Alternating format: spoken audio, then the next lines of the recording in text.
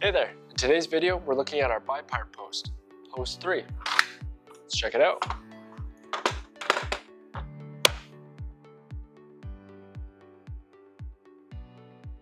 Alright, so here we have our post 3 BiPart post. The first thing you'll notice is that this is flush mounted hardware with the exception of a thumb turn lock if you choose to have one. There's also continuous handling on each side of the post.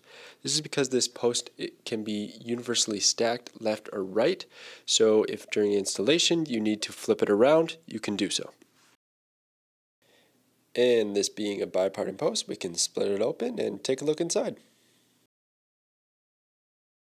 There's also a hidden locking rod on the female end of the post.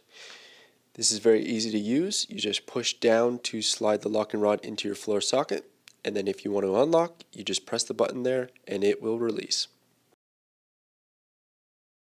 The hardware holding the wheels in place is zinc plated steel. This is great for outdoor application since it is corrosion resistant. As for locking options, we currently have a thumb turn lock in here, but this is field removable. Any post that we send, you can actually remove the locking system and put your own in place. So you could put a thumb turn or a key cylinder. Another feature is we have the adjustable pull strap. So this will help for very tall doors that are hard to operate. You can just slide it into the top of the post, and then that'll allow you to pull the door along the length of the opening.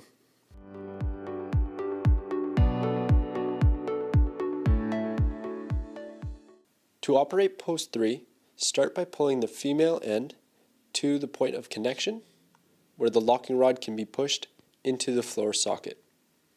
Afterward, pull the male end of the post to the point of connection, where in this instance we have a thumb turn lock. We can turn the thumb turn lock, which will engage the hook bolt within to lock the post in place. To unlock post 3, turn the thumb turn lock in the direction indicated on the post. This will allow you to pull away the male end of the post, and then to unlock the female, we press the button as it indicated previously, which will release the locking rod from the floor socket and allow us to pull away the female end. There is one important rule when it comes to spacing in post 3, and that is if your opening is over 30 feet of distance that needs to be covered, we're going to need a BiPart post. So let's have an example here of a door that, let's say the opening is approximately 60 feet.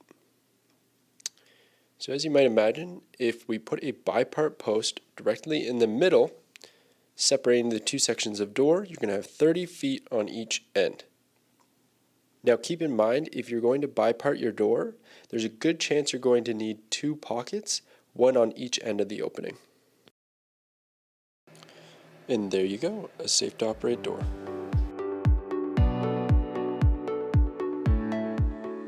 To adjust the wheels, remove the two screws here that are holding the zinc plated steel in place. Then you can just adjust based on the height that you need and put the screws back in the correct notches. You'll do the same thing for the male end, but first you'll need to remove several connector screws to take off the plate. This will unveil the steel notches with the screws to adjust. You cannot adjust the hook bolt in the male end of the post, but on the female end we have the piece of steel that is actually holding the hook bolt in place. This can be adjusted in the scenario that the two posts are lopsided. The hidden locking rod on the female end of the post is also adjustable.